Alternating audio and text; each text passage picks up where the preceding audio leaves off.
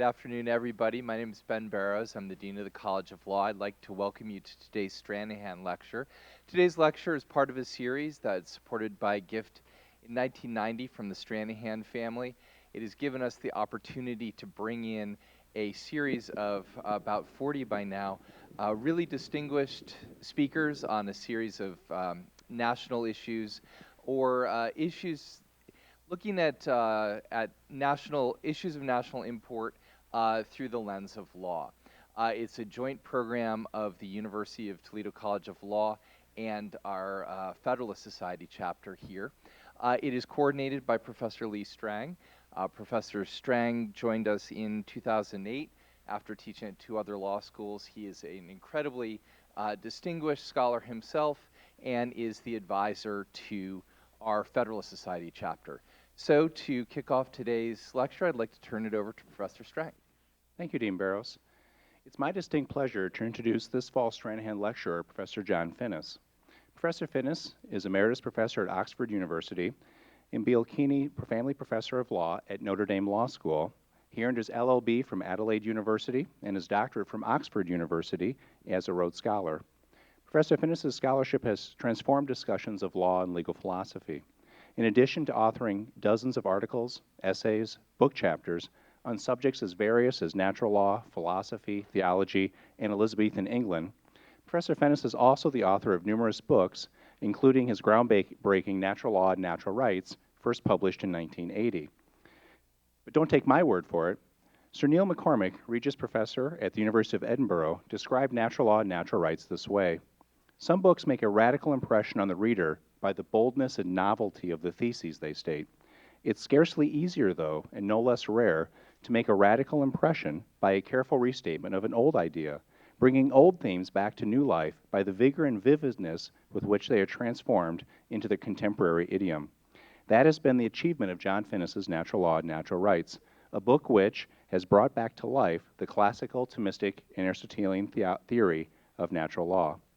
In our conversation today, Professor Finnis will discuss his conception of natural law. To get the conversation started, I'll ask Professor Finnis to briefly speak about his background, how he came to write about natural law, and what natural law is. And then I'll open the floor to questions.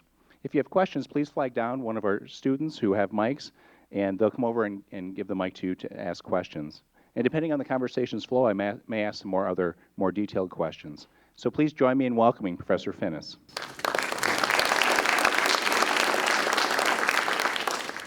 Professor Finnis, to start off, could you tell us about your background, where you came from, why you became an academic lawyer, what caused a young Australian lawyer to start writing about natural law, and maybe what the formative influences were on you?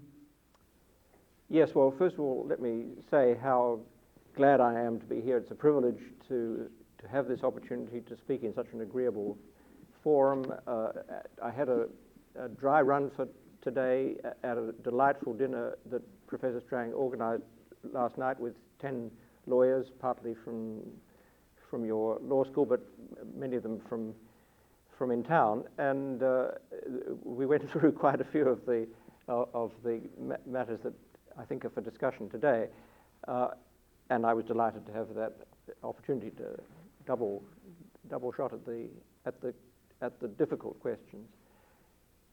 The question you asked me about my background, I'll try and be short. I am an Australian. I was born in 1940, and so I grew up in the 40s and the 50s. I came from a rather academic family, and so when I got through high school, as you say, school, as we said, and I was trying to decide what to do at university, I wanted to do history, actually, and my parents said, well, do something hard first, and then you can do history. So I did law, and I only got round to the history when I was about 65. And I don't regret it for a moment. The thing about law is not simply that it's hard, tough, factual, but that it's where everything in the civilization, in the culture, in the community, sort of comes to a point where you can't escape the question, what is to be done, what should not have been done, what should we compensate for, what should we not compensate for, and why. And we've got to justify our decisions, our judicial decisions, our legislative decisions, looking people in the eye, people whom we're going to take a lot of money from or give a lot of money to or send to prison, and it's serious. And we need reasons. And at the time, I had thought my way through, read my way through as a teenager into a pretty thoroughgoing skepticism about whether there are any real reasons or whether it's all just a matter of emotions, whether there are any real truths or whether it's just a matter of sensations and conventional ways of putting them together into concepts. So I went into law school very skeptical, atheistical, etc. And during my 4 years in law school, which were also my general university education, I did a few other non-legal subjects, a couple. But I interacted a lot with a feisty group of young people doing philosophy, doing English literature, one of whom I married, and later on, and history and other things. I found myself dissatisfied with that skepticism and reaching out for something better, something more reasonable, something that would also show the difference between, why there is a difference between being reasonable and being unreasonable, and which would also give science and history a rational foundation. So by the time I'd got to the end, I was interested in, yes, legal philosophy, yes, the latest legal philosophy. My father had come back from a study leave, a sabbatical leave in Oxford, and said, there are two serious philosophers in town.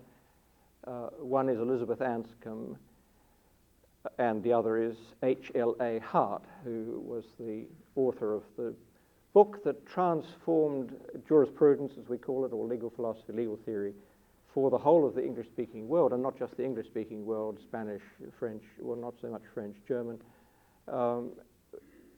world of theory of law. Published in 1961, The Concept of Law. I wrote my final jurisprudence exam entirely sort of out of that. And I got the scholarship to go to England, as you said, and I wanted to work with him. I did work with him. He was my sole supervisor for my doctorate. And at the end of it, he sent me off to Bolt Hall, Berkeley, University of California at Berkeley Law School, and I taught legal method and legal writing for a year, academic year there, 1965-6, great years to be in Berkeley, the beginning of the student, just after the beginning of the student uprising, which spread throughout the Western world and finished on the streets of Paris, and the revolutionaries in 1968 in Paris are ruling us now in the European Union. And then while I was there, I got the job that I then held for 45 to 50 years in Oxford, back in Oxford teaching law. And as soon as I got back, Hart himself, as the editor of the series in which his book had appeared, said to me, I'd like you to write a book for my series called Natural Law and Natural Rights. It was totally out of the blue. I didn't expect that. So I stood there thinking, gosh, what a wonderful opportunity. And he said, called Natural Law and Natural Rights. I never argued, and sat down and wrote it. While I was teaching, I took a long time. I was a busy law teacher, getting up and teaching subjects which I hadn't studied, like administrative law and international law and Roman law and so forth. So it took me a long time to get down to it, and it came out 20 years later. Anyway, that's the frame in which you can see my early decades. And I know this is probably a challenging question, but for people who aren't familiar with natural law, how would you describe your conception of natural law? Well, one question is, why do we use this term natural law? And I've just told you that I used it in the title because I was told to. But that doesn't seem a completely adequate justification. It's a term with many disadvantages because it suggests various things which it's not in fact engaged with. So it can be misunderstood in all sorts of ways. But we get it from Plato and Aristotle and the great Greek philosophers, and then their Roman successors, especially the great Roman lawyer, politician, statesman, philosopher, all-purpose, all-round character, Cicero. And then through them we get the final statement of Roman law in 6th century Constantinople, Istanbul as it now is, which then carries Roman law through the disasters of the subsequent 600 years into medieval civilization. And right at the front of that great Roman law textbook, you have a statement about natural law, natural right, and implicitly at least, or actually partly explicitly, natural rights. So it's the tradition that hands us the term. Now, what did it have in mind by nature natural? A number of things. Plato grabs the term nature back from the skeptics and doubters and philosophical cutting-edge teachers of his time, the sophists, who were teaching that, yes, there's no truth about right and wrong, and so the strong naturally rule over the weak, and the cunning and ruthless naturally rule over the simple and trusting. That's the way it is by nature, and that's what you should accept and in effect go with, so be on the winning side. And Plato shows in his great dialogues that the unnatural, inhuman, unjust, but also untrue, fundamentally untrue character of that set of ideas. And he starts getting the wedge into the demolition job that he does by showing what the presuppositions of any discussion, any rational debate are, a debate between him and the sophists, for example. And those presuppositions include that we treat each other as equals, and that we treat each other as entitled to a liberty to speak in the discourse. And if we then stop and sort of freeze frame that and ask, well, where do these entitlements to be treated as an equal or to be treated as having a liberty, where do they come from? What's their truth? And so you confront the sophist with the truth that there's something good in itself about truth and knowledge as opposed to error and confusion, and something good in itself about harmony between people as opposed to domination and suppression and exploitation.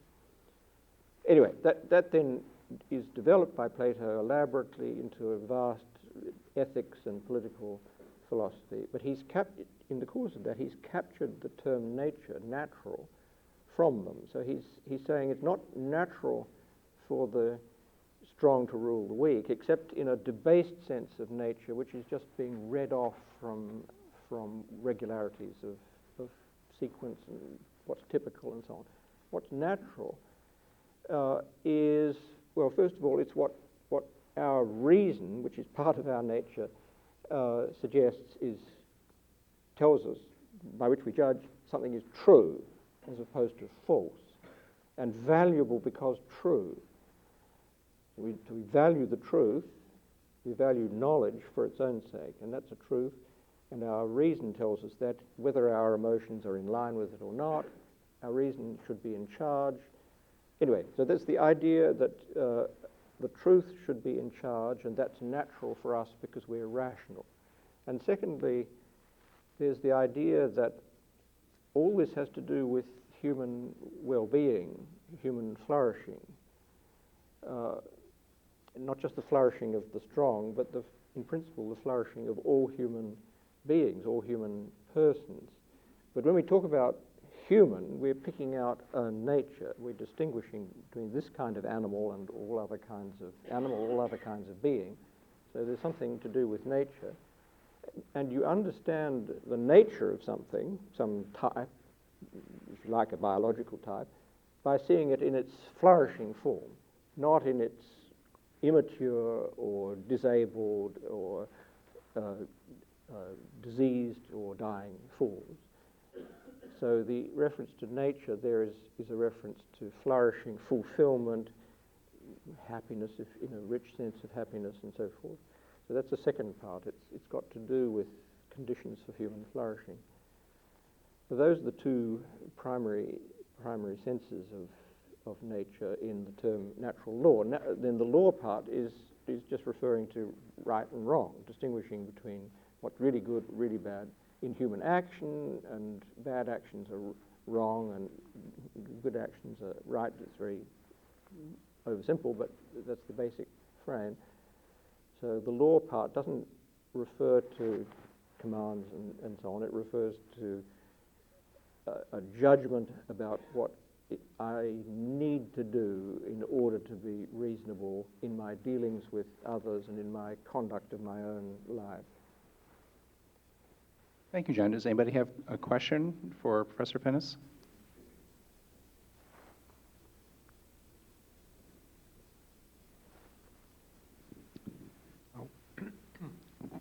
I don't think most lawyers, I don't think that most lawyers are familiar with your book, and why should they be?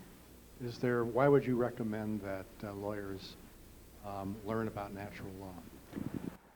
Well, lawyers are much more familiar with natural law than they think they are, without the benefit of the label. Pretty much all our law is certainly based on principles of right and wrong, which are describable by the tradition as natural law. They don't have to be described as that. I'm quite happy to call them true principles of right and wrong. And the great makers of our law, to go no further back than Blackstone, whose commentaries on the laws of England were, the staple legal education for the colonists, the revolting colonists, and carried through into the new American experiment. And Blackstone starts his commentaries on the laws of England with a whole chapter on natural law. It's not a great chapter. He's partly copying it out of a Swiss philosopher's textbook. You can see him there in All Souls College with his port. It's a fantastic feat, writing the commentary, and with the book of this Swiss theorist alongside. But Blackstone does a pretty good job of showing that the whole structure of the English common law, for all its chaotic historical origins, is a set of natural rights. And so the book is entirely framed in terms of a set of rights. So rights, natural rights, is just an immediate sort of implication of these conceptions of there being standards of right and wrong. If these standards relate to my conduct as it affects other people, then if I've got a duty to the other person, or the other person's got a duty to me, then that other person has got the right corresponding to my duty, and I've got the right corresponding to his or her duty.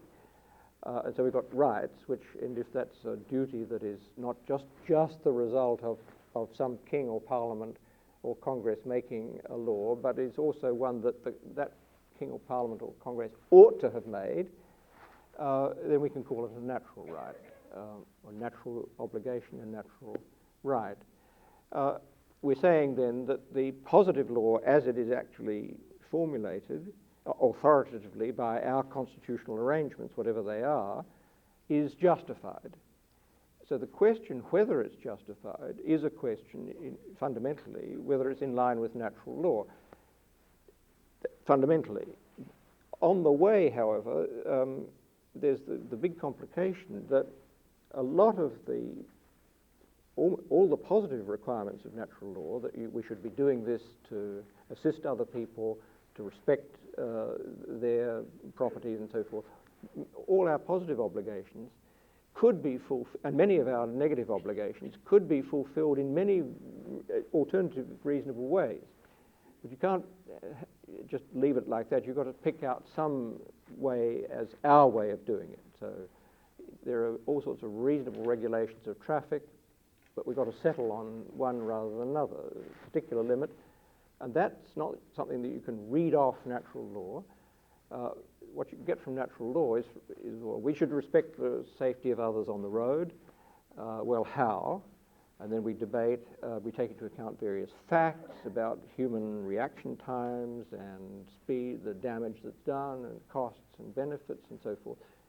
And you're left with a package of measures which, we could choose, but you've got to have one limit. So we get the legislature to pick that out. And similarly, with thousands and thousands of rules in relation to the details of contract and trusts and property and so forth, there are reasonable alternatives, and you can see them by looking at other legal systems comparatively, and we've got to pick on one set of property rights so that there's some stability and clarity in our community. But we don't need to pretend that our community's solution to those problems is one that ought to be adopted by every other community. So when we adopt it, it's positive law, but it's got these natural law foundations. Well, I'll scrap the term label, the label natural law, and just say it's got morally justifiable foundations. So most of our time in law school much of our time is learning the details of positive law, but also of scrutinizing those, I hope, in terms of their justifiability, which is going back to the moral principles, or, if you like, natural law principles. But you don't need the label. But the thought that there's some truth here, and that it's not just all up for grabs, and it's not just a matter of pure conventions or the preferences of the ruling group or elite, but some truth, so everything can be criticized. It's a doctrine, the whole doctrine is one about the criticizability of all proposals that are put forward for regulating human conduct, mine or anyone else's. Thank you. Other questions? Mr. Richmond, in the back there. Hello. What I would like to know is whether you can see what category. Just hold it a bit closer, I think. What category? There we go. What category does natural law fit in? Is it a theory of? Is it what? Is it a theory of the relationship between law and morals, or is it itself an ethical theory? Is it, in other words, the opposite of positivism, or is it one among many ethical theories, say, utilitarianism, egoism, ontology?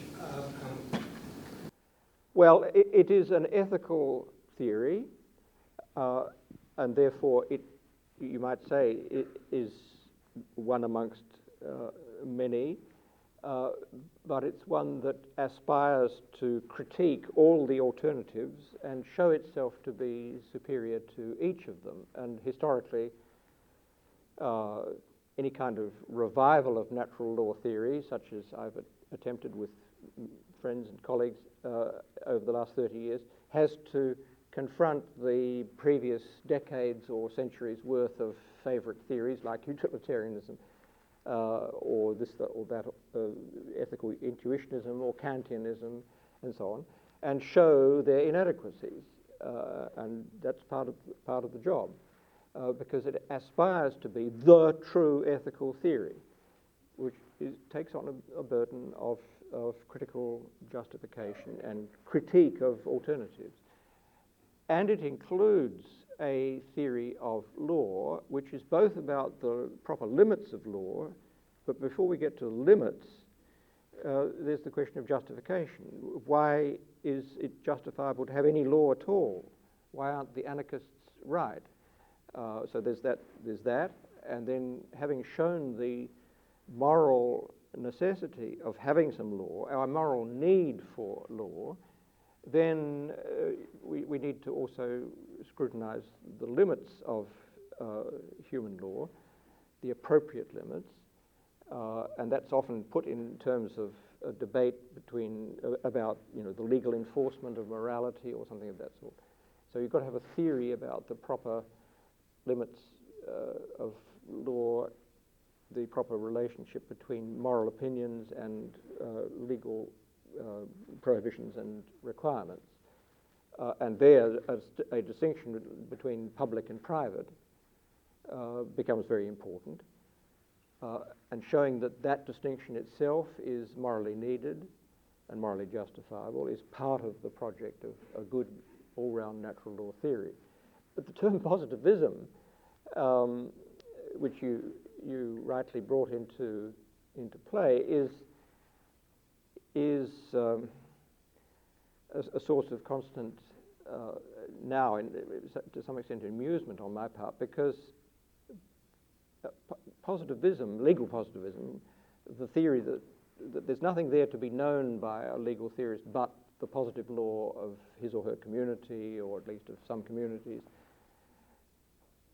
has changed its shape during my academic career from Hans Kelsen, the great German-Austrian theorist of the first half of the 20th century, H.L.A. Hart, Herbert Hart, my teacher, both described themselves firmly as legal positivists, and almost all my, not all, but almost all my colleagues in the now flourishing Oxford Law Faculty's legal philosophy, jurisprudence team, want to describe themselves as legal positivists, and they do. They run up the flag. I'm a positivist, but their positivism is very different from Hart's or Kelsen's. They openly say that the positivist thesis that law is what's laid down in particular social sources, legislation, custom, whatever, judicial decisions, that's just a fragment of the field of legal philosophy. And moral questions and moral political questions and so on are a large part of the field. So I say to myself, well, they've in fact scuttled the ship. I mean, Kelsen would say they have completely abandoned the genuine legal positivistic program, and in truth they have. And Hart would, well, Hart's position was very complex. He wanted to do legal theory, as it were, neutral between radical moral skepticism, there's no truth about right and wrong or ethical question, and some sort of moral doctrine. I can do it neutrally, he thought. Well, he couldn't. And in the end, he showed himself to be theoretically a skeptic. But he was actually a decent human person with actually high moral standards.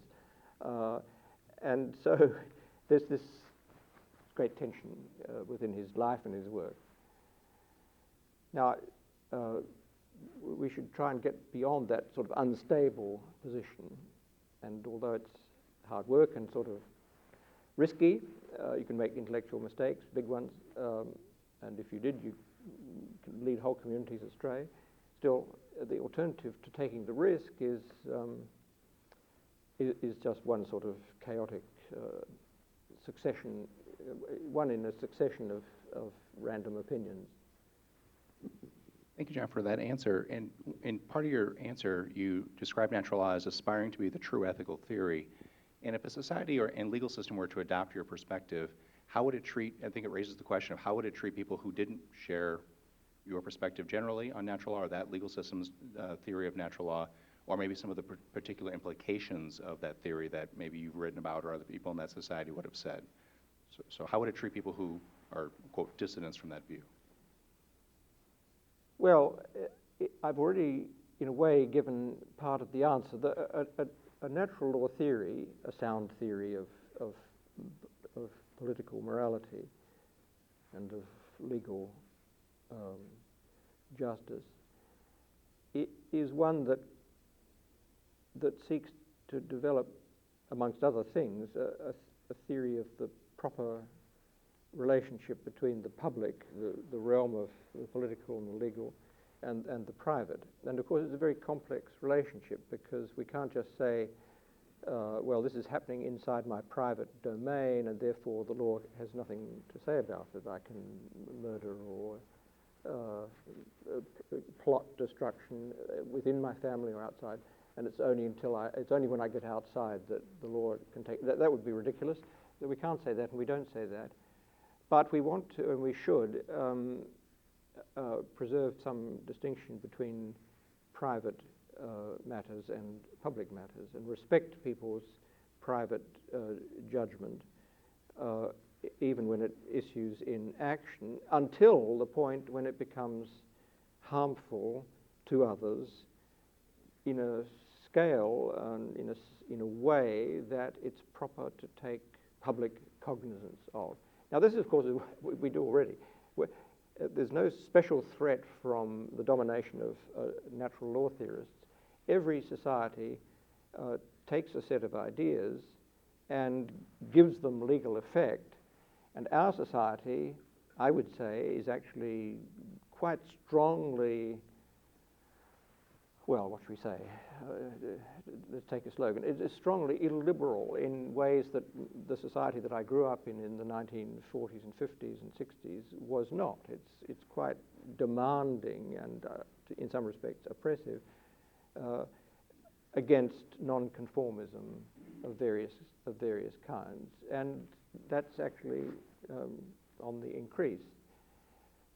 So, as I say, there's no special threat from the emergence of a natural law theory as the one that's popularly subscribed to. Supposing that were the case, it would have built into it its own checks and balances, its own theory of the decent limits on public rule over private matters. Okay. Other questions?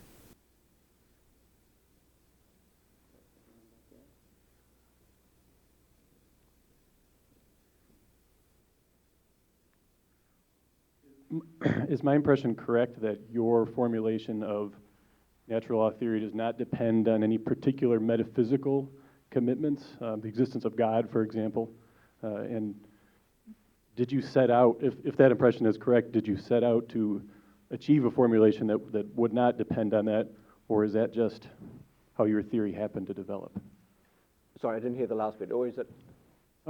Did you set out to develop a theory of natural law that would not depend on any particular metaphysical system or beliefs? Yes and no. I argue in Natural Law and Natural Rights that you can do the whole ethical, moral, legal theory without taking up the question of the existence of God or the nature of God or anything of that sort, just as you can do physics, biology, whatever, without taking up that question. And you can do it authentically, developing the standards of judgment about right and wrong from the first principles of practical reason, which all have to do with human flourishing and not with divine existence, or indeed with any divine relationship between the maker, the creator, the transcendent creator, and human persons. You can do it all from the ground up and all the way through without going into the question of the existence of God. Are you using some other metaphysical presuppositions? Well, yes. You are presupposing that there is free choice, and that a theory which is usually in these days a sort of scientistic theory, not scientific, but an illegitimate extrapolation from natural science, a theory that says human beings, like every other entity in the universe, are determined by natural laws, laws of nature, ultimately physical, subatomic, etc. That theory can't be given living space within any conception that there is right and wrong. One needs to presuppose, and we all do presuppose all the time, that there is freedom to choose, and that if we have to defend that, as a metaphysical view, which we don't, of course, usually do, we just live that way. But if we do, we have to say, well, you tell us that everything in the universe is determined by physical laws. Well, thank you. I'm telling you that there must be, I can't explain it, there must be some exception to that. There must be something, let's call it spiritual or whatever we like, that takes human choice outside the limits of your scientific discoveries. And so we're responsible. We need to think about what's good and what's bad, what's right, what's wrong, and choose the good and avoid the bad and the right and the wrong. So that turns out to be a kind of metaphysical presupposition, and one can defend it as part of the project, and I make a little defense of it in Natural Law, Natural Rights. There's more extensive defense in some of my later books. In the course of developing this theory of human flourishing, of human well-being, one develops a metaphysics. So it turns out that by understanding what's good for people, you understand more and more about what it is to be a person. And so one gets a more and more adequate, if you like, metaphysics of the human person as that kind of animal, creature, being that can have friends, can make sacrifices for their friends, can be faithful or unfaithful, etc. One can go through all the virtues and the vices and build up a picture of human nature which is more satisfactory than one that simply tried to work from biology up. But it all presupposes that there is natural causality, that if I sit down to try and work something out, I can sometimes at least get the right answer, mathematics, historical, whatever it is. So I have to understand that causality between asking questions and getting answers on the basis of data and possibly of experiment and critique and so on. Now, that natural causality also, if I don't look after my health, then I'll be, if I don't eat, I'll die, and so forth. Those natural causalities which contribute to the understanding of the possibility of being healthy, and then that's presupposed when I say, well, being healthy, being alive is good, and knowledge is good. Those factual presuppositions then get folded back into a much richer account of the human makeup than we started with. We started with these sort of thin natural possibilities, and we finish up with a rich conception of human nature, which is, if you like, a metaphysical conception. And that, I think, was a fundamental characteristic of, say, the extremely self-conscious, sophisticated philosophical method of Thomas Aquinas, building on Plato and Aristotle, that you understand the nature of a dynamic reality not first but last, and what you understand in a certain sense first is its flourishing, and thus you understand what it's really doing, and thus you understand what its capacities are, and thus you understand what its nature is.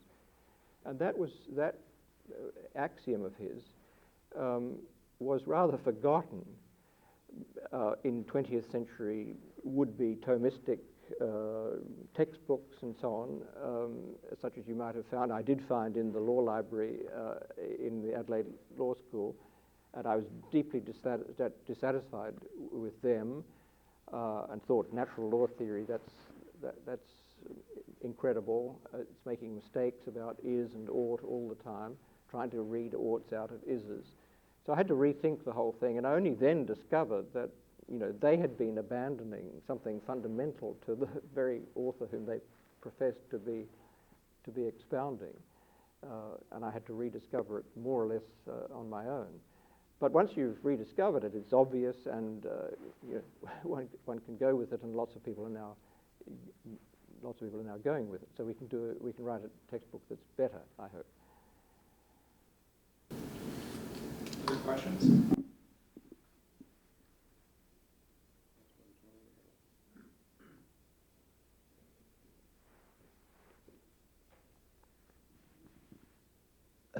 Professor, Doctor, do you consider the belief that Blackstone believed law was a science and promoted it that way? Sorry, I'm not. Do I agree with what? With Blackstone's theory that law is a science, is taught as a science, or is it taught as an ethical philosophy or some other category of teaching? I didn't catch all the words. I think the questioner is asking, should law be taught as a science, or should it be taught as an ethical teaching? Ethical philosophy. Yeah, and Blackstone came into that. Yes. Yeah. I think, as I said, Blackstone did a pretty good job. It had a pretty good method. He's addressing. He's the first professor of English law in Oxford University. We'd had professors of Roman law for centuries, but we'd never had a professor of English law. And so his commentaries are the first set of lectures that he gave to teenage, late-ish, but not so late, teenage gentlemen who are wealthy country squires and so on.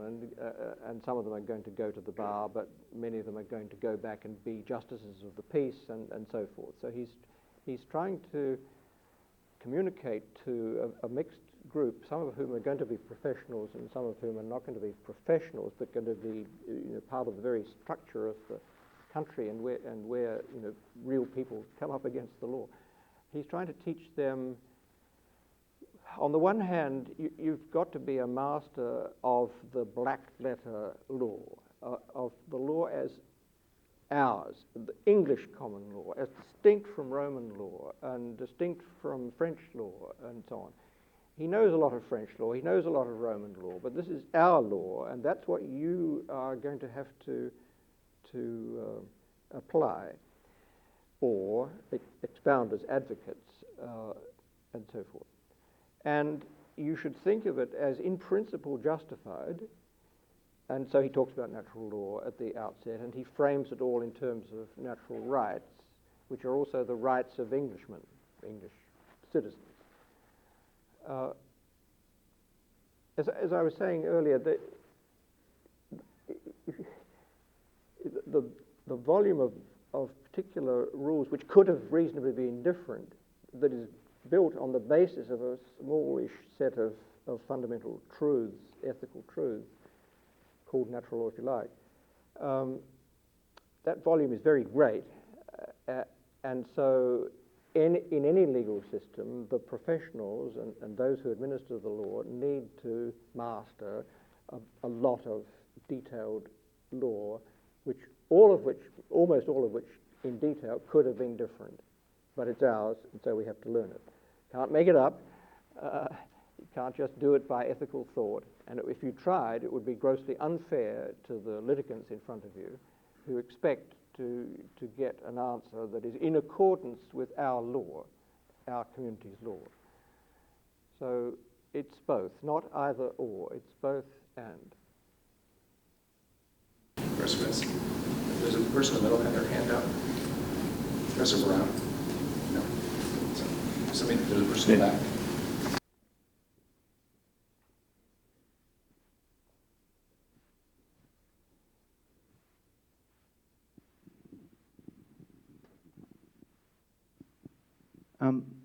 I'm wondering if I can ask a little bit about, continuing up on the second to previous question on the metaphysical stance that your view of natural law entails. Because it seems to me like somebody, and this is something that I've been wondering as I've been hearing you talk today, but also as I've read you in the past, it seems to me like I'm not sure where you stand on this idea that there might be forms of moral objectivism that aren't moral realism. In other words, somebody could come Sorry, along moral and objectivism, did you say? right, so that well, I'm not a moral skeptic, but I don't think that there are in some real sense strong moral facts. So, a lot of the post-Kantian tradition, for example, would fit into this category, where I can say things are right and wrong, not by virtue of some strong reference to nature, but simply by virtue of the way in which reason as a human activity works. It sounds to me now like you would still sort of regard that as a species of moral skepticism, and I'm just curious if you can talk a little bit more about that. In addition, with your discussion about nature and tying nature to a Platonic conception of nature. Sorry, on what? Platonic conception of nature, nature as the flourishing of something. Yeah. One could argue after Darwin, but I would even say after Spinoza, that there's a conception of nature that refers to the conditions under which something grows and changes, so that one doesn't have to have a static conception of nature. And I'm wondering if how you sort of see these modern innovations, so a moral objectivism that isn't a moral realism, or a conception of nature that isn't skeptical, but allows for sort of change to how you would sort of see these working in with a revision of natural law. Yeah, all these terms, objectivism, objectivist, realism, and so forth, and fact, moral fact, and so on, are slippery. Their use in a given philosophy department shifts from one decade to another. The important question, I think, is whether there are truths. I think the category of the true as opposed to the false or the indeterminable is a better category to work with, and then one takes other terms like real, objective, and so forth, let alone fact. Fact is very ambiguous. But I can use any of those terms, if I'm allowed to put them in the right place in my sentences, and I can understand other people if they lay out in detail what they mean by real versus objective, or objective versus fact, or realist versus objectivist, and so forth. So that's what I would say in very vague general terms about that. On the matter of nature and whether the nature is closed or allows for development, again, you have to take the matter not in the abstract, but more or less concretely. So what characterizes my sort of conception of natural law theory is that it works with a multiplicity of first principles of practical reason or reasonableness, not just one or two. It doesn't work with the empty Kantian category of the practically reasonable with no other first principles, so just coherence, and we only can make a moral argument by showing there's a contradiction. It has a number of substantive first principles, that knowledge is good, that life is good, that association in friendship is good. Since the first edition of Natural Law and Natural Rights, let me advertise the second edition, I came to think that marriage, which I dealt with in a sort of shifty way in the first edition, is itself a basic good. A right relationship to the transcendent creator, if there is one, is a basic good. So we've got a number of aspects of human nature. And if you ask, well, can there be a development in human nature in this respect or that, we look at them one after the other and take them on their merits. In principle, there's no closing, and as that axiom of epistemology that I pointed to in Aquinas, where you understand the nature, so to speak, last, even though in one sense metaphysically it's first. I mean, we can do these things because we've got the makeup to do them with. That axiom suggests that there's a kind of openness in the whole body of thought to what turns out to be human virtue. So the flourishing person is the person with all the virtues. Of course, he or she may come up against circumstances which crush and defeat him, but in principle, the flourishing person has the moral virtues, and that whole analysis of moral virtues is building on these building blocks of first principles, of pre-moral practical principles about life and health and knowledge and friendship and so forth.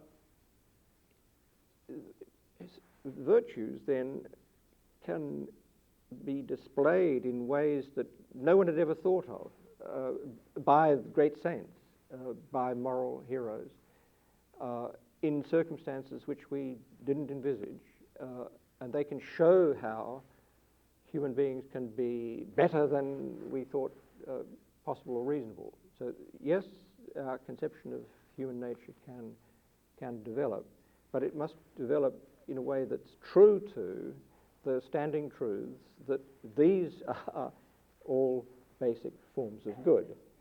So a proposal to revise human nature in such a way that it amputated or sought to amputate one of the basic goods would be a radically unsound proposal, one that we should resist on ethical grounds. Another question, Professor Finnis? Your colleague at dinner last night, further back, yeah. He's been asking for a while. Your earlier comments that you saw an abandonment of the Thomistic philosophy and, by extension, an abandonment of natural law theory within American and British jurisprudence. Would you be so bold as to draw a line of connection to one moral crisis in the 20th, 21st, or 19th century as a result of this abandonment? A moral crisis that is... So I think Mr. Barefoot is suggesting, you said there was an abandonment of right thinking about natural law. Is there some negative effect that you can point to as a consequence of that?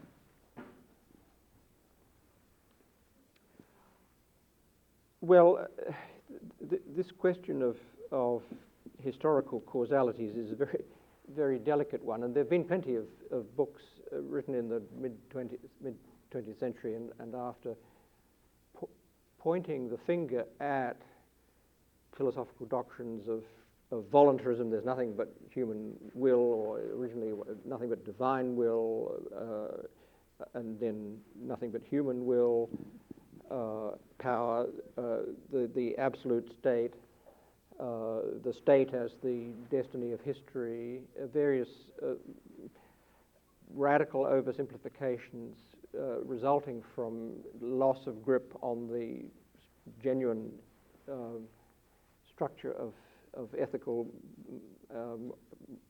political, legal thought, the openness to tyranny that comes from people just being taught that there's nothing here but commands of a sovereign, the way in which as soon as the sort of fever of revolution in the early 1920s in Bolshevik Russia has died down, a strong man emerges and appoints as his and exterminates the legal philosophers who were backing the revolution, and replaces them with a positivist of the old Austinian kind, who says law is simply the command of the, well, not the sovereign, but the working classes, which actually, of course, just means the Politburo and around that's around the one man, and so it comes to be one man. That kind of radical deformation of politics and of law, which then survives in the Soviet Union all the way through to its collapse in the late 1980s, and is a moral torment for the whole Russian people, from which they are recovering, but finding it difficult, and have got high idealism in their recovery. That kind of moral devastation is often blamed upon theories, defective theories, semi-skeptical theories, and there's something in it, but historical causalities are more complex than that. So I'm a bit myself cautious about trying to make any mileage out of historical disasters caused by defection from the truth or from the natural law theory or whatever. I think it probably can be done, but it's not something I do much myself. Well, I'm sorry to cut the conversation short, but please join me in thanking Professor Finnis.